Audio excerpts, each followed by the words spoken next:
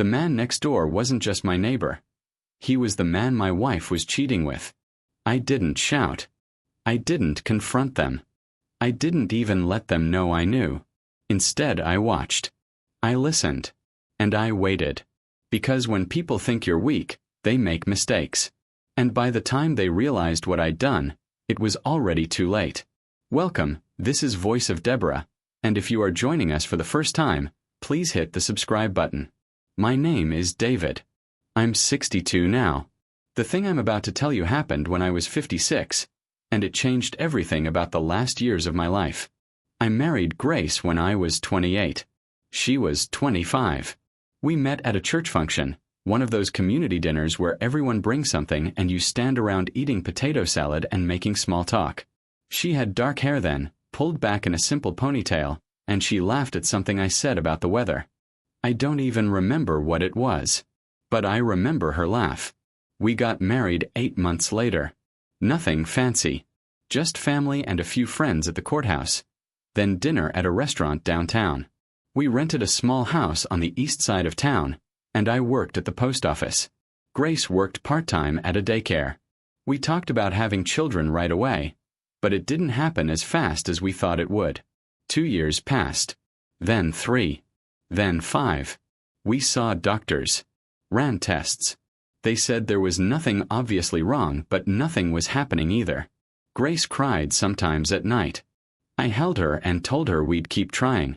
We did. 4 years. But nothing came of it. By the time I was 40, we'd stopped talking about children. We just lived our lives. I got promoted to a route supervisor. Grace went full-time at the daycare. We bought a house in a quiet neighborhood with older trees and sidewalks where people walk their dogs. The man next door, Gerald, moved in about 3 years after we did. Gerald was younger than me. Maybe 45 when he moved in. Divorced. No kids. He worked in sales for some medical supply company.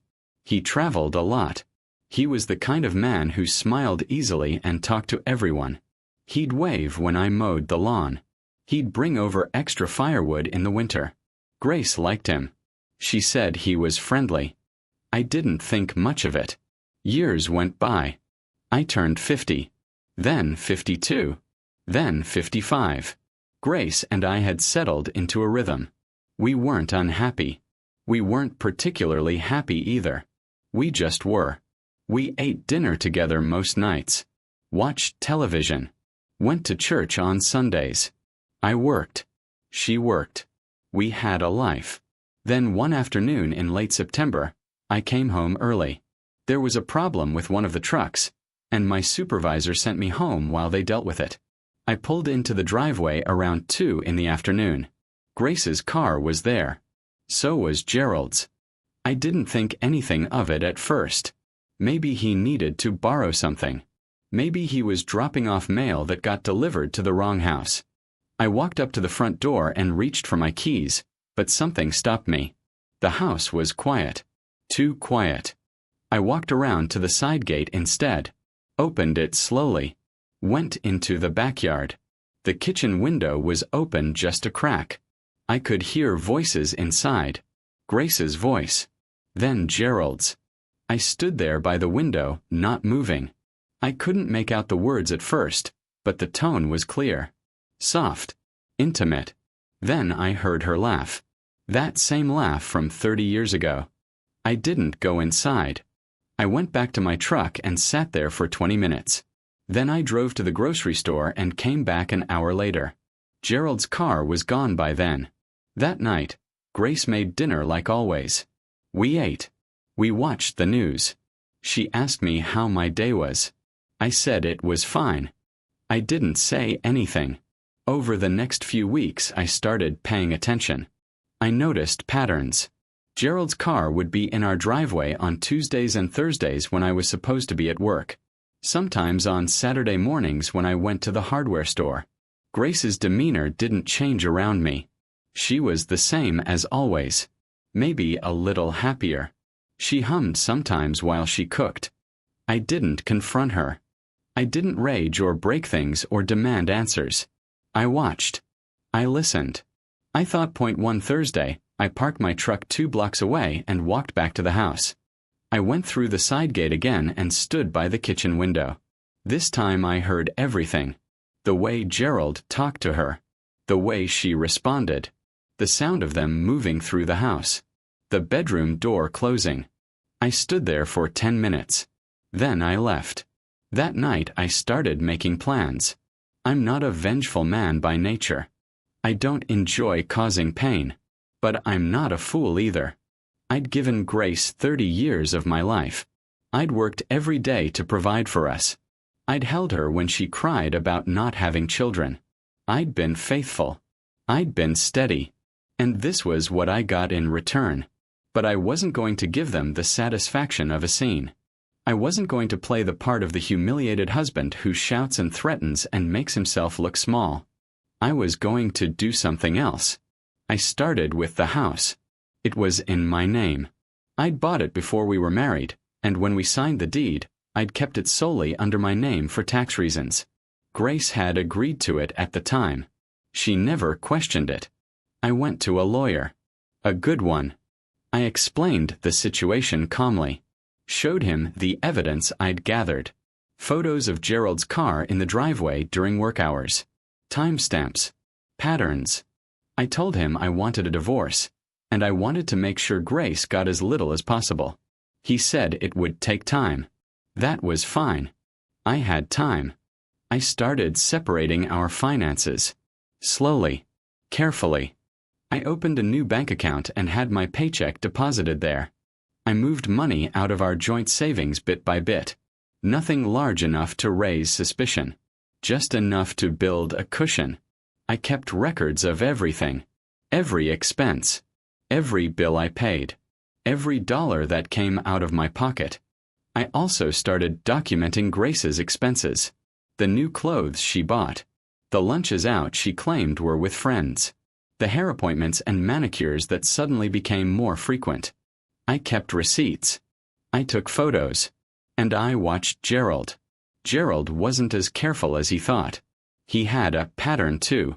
He traveled for work, but he'd always be back on Tuesdays and Thursdays.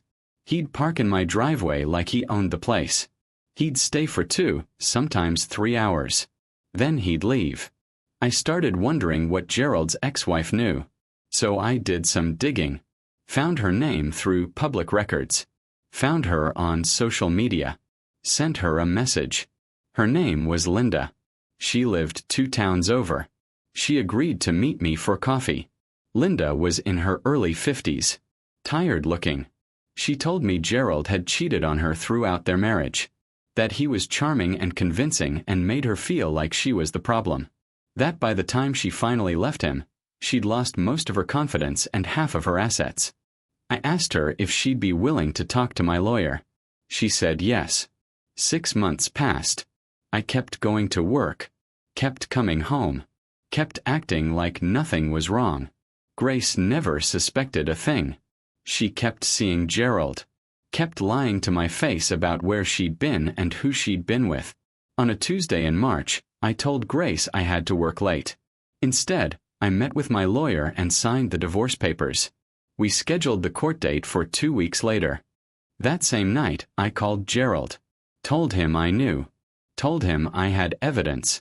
Told him that if he wanted to avoid being named in the divorce and having his reputation dragged through the mud, he'd better stay away from Grace. Permanently. He tried to deny it at first. Then he got angry. Threatened me. I didn't react. I just repeated what I'd said. He hung up. I filed for divorce the next morning. Grace was served the papers at work. She came home that evening in tears. Demanded to know what I was doing. Why I hadn't talked to her first.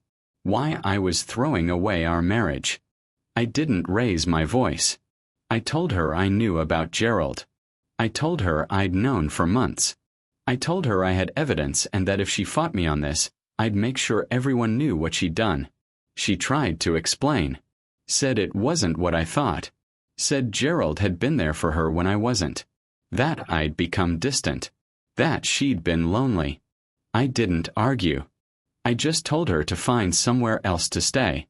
She called Gerald. He didn't answer. She called him again. And again. He finally picked up and told her he couldn't see her anymore. That it was over.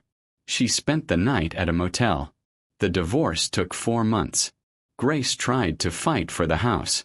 Tried to claim she deserved half of everything. But my lawyer had done his job. We had the evidence. We had Linda's testimony about Gerald's pattern of behavior. We had the financial records showing that I'd paid for nearly everything during our marriage. The judge sided with me. Grace got a small settlement. Enough to get by for a while, but not much more. The house stayed mine. The savings stayed mine. The retirement accounts stayed mine.